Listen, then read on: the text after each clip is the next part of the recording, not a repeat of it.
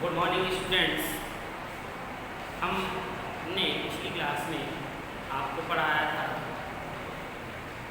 Haemophilia की वंशागति।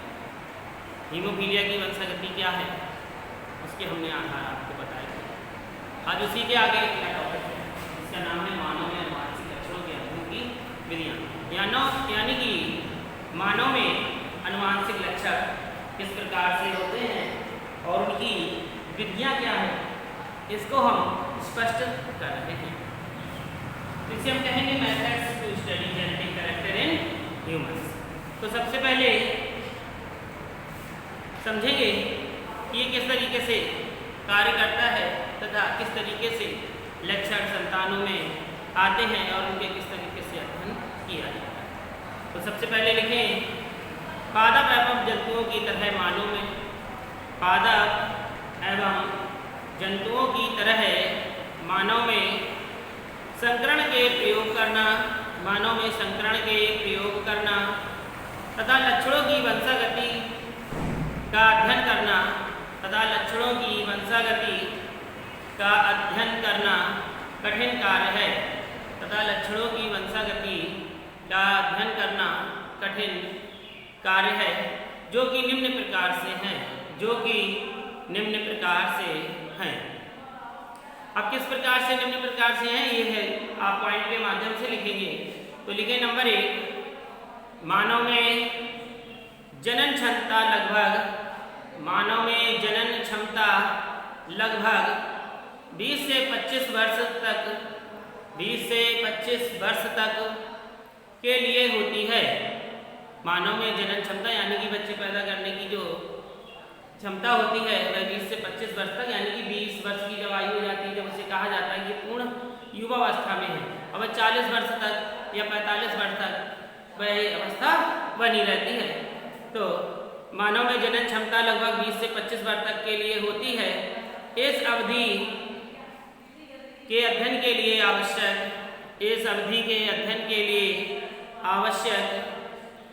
अधिक संतति नहीं की जा सकती, यानी कि 50 की उम्र हो जाए उसके बाद अगर ये सोचा जाए कि अब संतान की उत्पत्ति की जाए तो वह संभव कम हो पाता है। तो आपने लिखा मानव में जनन क्षमता लगभग 20 से 25 वर्ष तक के लिए निम्न होती है। इस अवधि के अध्ययन के लिए संतति नहीं की जा सकती। नंबर 2 लिखेंगे, मानव में 2 भिन्न परिवारों से जोड़े बनते हैं। मानव में 2 भिन्न परिवारों से जोड़े बनते हैं, यानी कि पुरुष कहीं का होता है और स्त्री कहीं की होती है, ये तो सभी जानते हैं। तो मानव में 2 भिन्न परिवारों से जोड़े बनते हैं अतः लक्षणों में अत्यधिक मिश्रण पाया जाता है। यानी कि उनके लक्षण क्या है ये कोई नहीं जानता, इसलिए अत्यधिक मिश्रण पाया जाता है। तो मानव में 2 भिन्न परिवारों से जोड़े बनते हैं अतः लक्षणों में अत्यधिक मिश्रण पाया जाता है। नंबर 3 लिखेंगे, मानव में लक्षण एकल जीन जोड़े द्वारा कम ही निर्धारित होते हैं। मानव में लक्षण एकल जीन द्वारा कम ही निर्धारित होते हैं। नंबर 4, मानव के लक्षणों पर पर्यावरण का भी प्रभाव पड़ता है। मानव के लक्षणों पर पर्यावरण का भी प्रभाव पड़ता है। नंबर 5, मानव के 46 गुणसूत्रों का विस्तृत अध्ययन करना और भी कठिन कार्य है। मानव के 46 गुणसूत्रों का अध्ययन करना और भी कठिन कार्य है। तो ये थे आपकी इनकी विधियाँ। अब अगली बार हेडिंग डालेंगे, न्यू हेडिंग है वंशावली विश्लेषण। हेडिंग डालेंगे वंशावली विश्लेषण।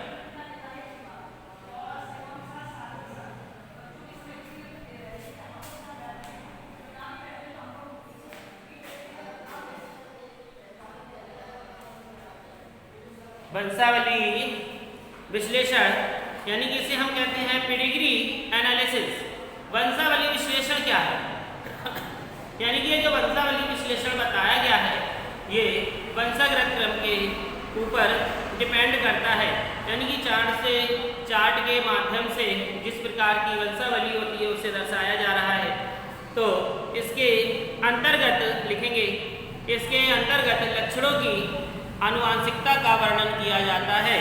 इसके अंतर्गत लक्षणों की आनुवांशिकता का वर्णन किया जा सकता है। यह किसी पीढ़ी या जीव के लिए निर्मित किया जा सकता है। यह किसी पीढ़ी या जीव के लिए निर्मित किया जा सकता है।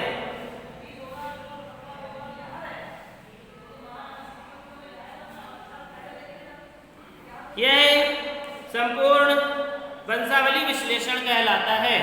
यह संपूर्ण वंशावली विश्लेषण कहलाता है, जो इस प्रकार है। नंबर 1, लक्षणों की आनुवांशिकता मेंडल के सिद्धांत पर होती है। लक्षणों की आनुवांशिकता मेंडल के आधार पर होती है। तो देखिए, सभी जानते हैं कि मेंडल ने अपना प्रयोग मटर के पौधों पर किया था और उन्होंने लक्षणों को बताया था। उसी प्रकार से जितने भी नियम, सिद्धांत, रुधिर हो या लिंग निर्धारण हो, सब मेंडल के आधार पर डिपेंड ही हैं।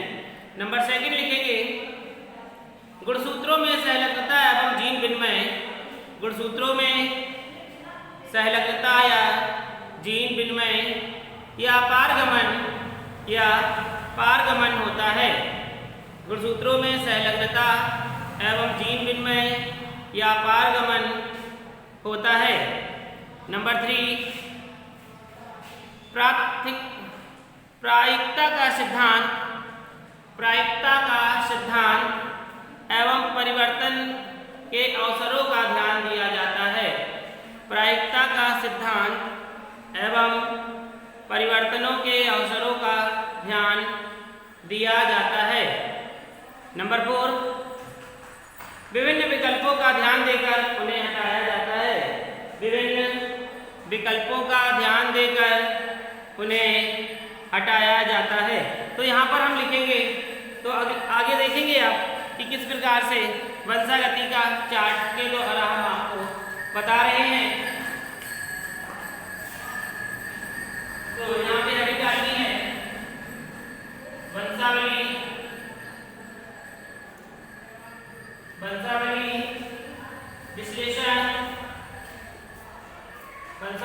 विश्लेषण में प्रयुक्त होने वाले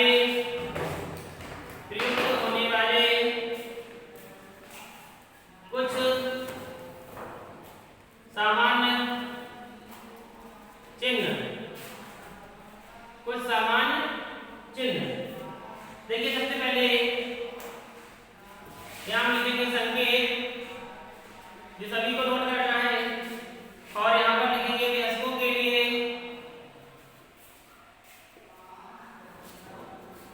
के लिए उपयोग। यहाँ पे लिखेंगे फिर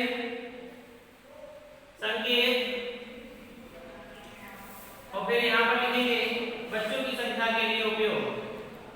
बच्चों की संख्या के लिए उपयोग।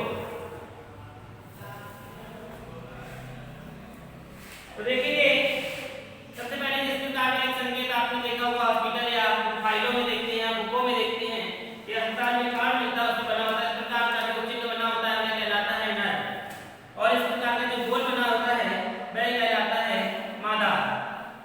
इस प्रकार का जो आपका इस प्रकार का चतुर्भुज सा बना होगा वो होता है अनिर्धारित लिंग, यानी कि ये निर्धारित नहीं है कि पुरुष है या मादा। फिर इस प्रकार का चिन्ह बना होता है उसे गर्भधारण, यानी कि जब बच्चा गर्भ में होता है तो उसे इस प्रकार का चिन्ह मिलता है। फिर इस प्रकार का एक चिन्ह होता है, उसे कहते हैं मृत, यानी कि जब कोई मृत हो जाता है तो उसकी फाइल में इस तरीके का चिन्ह बना होता है।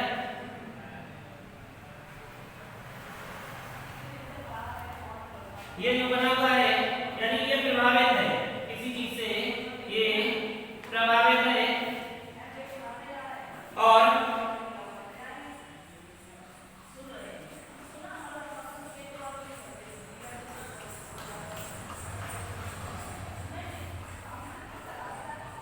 ये वाहक है। ये वाहक है और यहीं पर हम आगे और भी हैं तो देखेंगे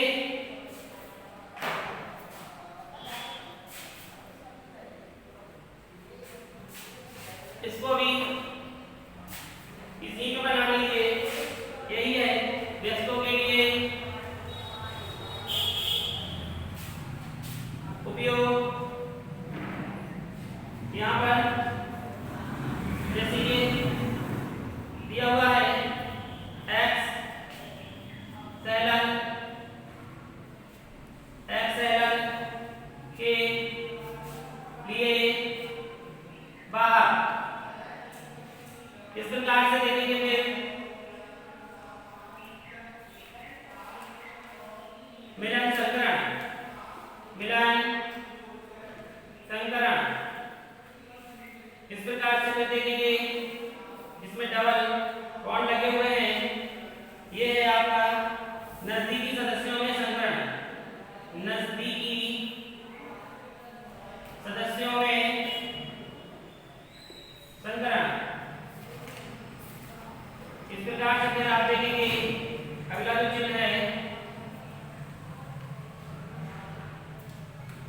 वो है शिवलिंग। फिर इस प्रकार से चिन्ह है वो है बच्चों की संख्या।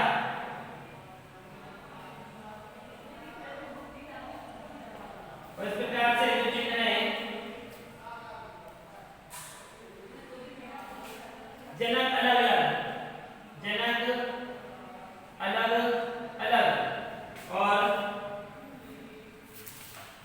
जो इस प्रकार से चिन्ह है वह है गर्भपात।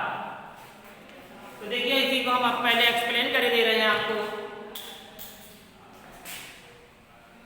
इस तरीके की आपको सारणी बनानी है तो सबसे पहले जो इस प्रकार का चिन्ह होता है वह नर को प्रदर्शित करता है।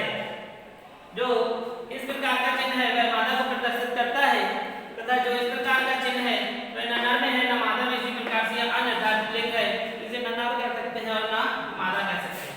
जो इस प्रकार का चिन्ह है जिसके अंदर पी बना हुआ है वह गर्भधारण का चिन्ह दर्शाता है।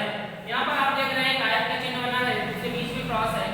एक व्रत का चिन्ह है जिसके बीच में क्रॉस है, वह मृत कहलाता है। यानी कि जब किसी की डेथ हॉस्पिटल में हो जाती है, जब उसे डेथ सर्टिफिकेट मिलता है या फाइल मिलती है तो उसमें इस प्रकार का ये चिन्ह बना होता है। इसी प्रकार से आप देखेंगे कि दो चिन्ह यहाँ पर दिए हुए हैं जिसमें ये प्रभावित है, यानी कि जिसमें क्रॉस से बने हैं, यानी कि किसी चीज से प्रभावित है। और इसमें आप देख रहे हैं कि ये चिन्ह इस प्रकार से बना है तो ये वाहक है, यानी कि कोई बीमारी से ये वाहक है, जो पूर्ण रूप से नहीं है लेकिन फिर भी वह वाहक है। इसी के आगे फिर संकेतों को हमने दिखाया है। एक व्रत है जिसके बीच में केंद्रक सा बना है वह सह एक्स सहलग्न के लिए वाहक होता है। इसी प्रकार से आप देख रहे हैं यहाँ पर एक नर और मादा का चिन्ह है जिसमें मिलन संकरण बता रहा है। इसी प्रकार से नर और मादा है जिसमें डबल बॉन्ड है तो नजदीकी सदस्यों में संकरण हो रहा है। इधर पर दो नर एक मादा है तो ये शिवलिंग है। इधर पर एक नर और एक मादा है तो इसमें से ये बच्चों की संख्या बता रही है, इसमें पुत्र है और एक पुत्री है। यहाँ पर पिता और माता है तो ये जनक अलग अलग है बीच में, क्योंकि इसमें डबल बॉन्ड लगा हुआ है। यहाँ पर एक संख्या दिखाई दे रही है आपको, यहाँ पर एक चिन्ह दिख रहा है जो कि इस प्रकार से है और जिसके बीच में एक लाइन खींची हुई है तो ये है गर्भपात का चिन्ह दिखाता है। यानी कि जब किसी के जो गर्भधारण किए होते हैं उसका बच्चा डैमेज हो जाता है या मिसक्रिएट हो जाता है तो वह इस प्रकार के चिन्ह से दर्शाते हैं। तो ये था आपका व्यस्तों के लिए। अब हम आपको बता रहे हैं बच्चों की संख्या। तो इसी के नीचे अगली टेबल भी ऐसे ही आपको बनानी है।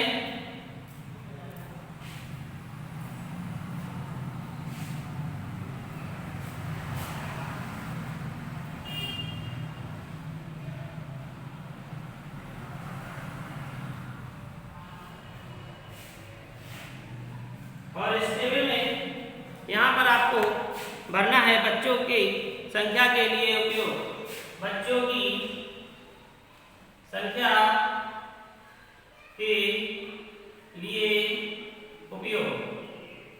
यहाँ पे भी यही है, बच्चों की संख्या के लिए उपयोग। ठीक है, तो ये देखिए यहाँ पे इस प्रकार से आपको चिन्ह बनाने हैं।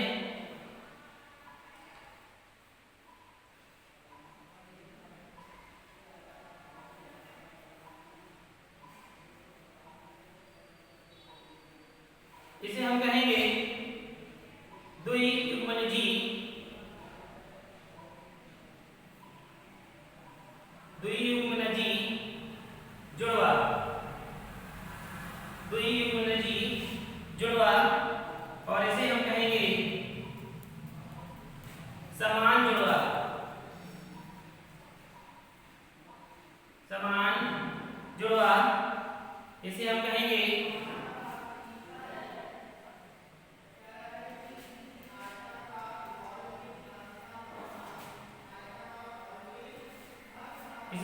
निसंतान,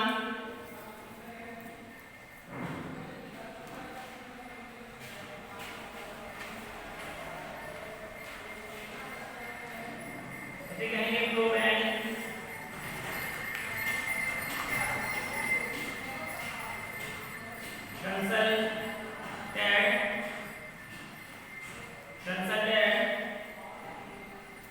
इंडेक्स केस। इसी प्रकार यहाँ पर आ जाएंगे, इसमें यहाँ पर इस प्रकार का चिन्ह, इस प्रकार का, और फिर इस प्रकार का। इसे हम कहेंगे द्विसंकरण, द्विसंकरण। इसे सामान्य लक्षण,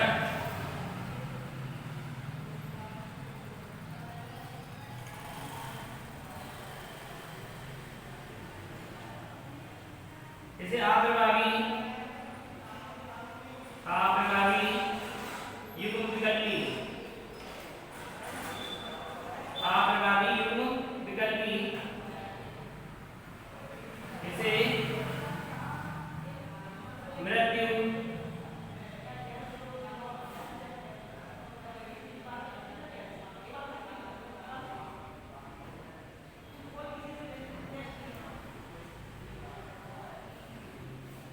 इसे विषम युग्मनजी,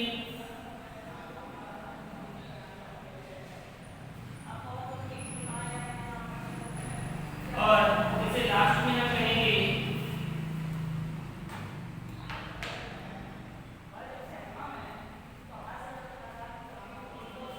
तुरंत मृत्यु।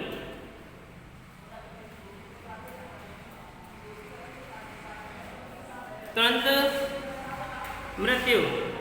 तो देखिए ये संकेत है, जिस तरीके से संकेत बना हुआ है, युग्मनजी जुड़वा इस तरीके का जो है आपस में जुड़े हुए हैं, ये समान जुड़वा, ये आप देख रहे हैं निसंतान, यहाँ पर एक तरीके का चिन्ह आप देख रहे हैं प्रोबैंड, कंसल्टेंट, इंडेक्स केस। इस तरीके का जो आप देख रहे हैं यहाँ पर ये बना है द्विसंकरण, ये आप देख रहे हैं इस तरीके का एक वादा है जो सामान्य लक्षण दोनों में है। यहाँ पर देख रहे हैं एक क्रॉस है, एक लाइन है, तो आप प्रभावी विकल्पी है। इस प्रकार से आप देख रहे हैं तो ये मृत्यु हो चुकी है, और ये देख रहे हैं चिन्ह ये विषम युग्मनजी है। और इस तरीके का जब चिन्ह होता है, जैसे किसी संतान ने जन्म लिया और उसकी तुरंत मृत्यु हो जाए, तो यह दर्शाता है। तो आप इस टेबल को भी बना लीजिए, और शायद ये सभी को समझ में भी आ गया होगा। ये आपकी तालिका थी वंशागति विश्लेषण में प्रयुक्त होने वाले कुछ सामान्य चिन्ह। आपको जब फाइल मिलती है, आप या किसी डॉक्टर के सलाह में देखने जाते हैं, तो आपको ये संकेत सारे देखने को मिलते हैं। तो ये थी आज आपका, कल हम आपको पढ़ाएंगे वंशावली का निर्माण।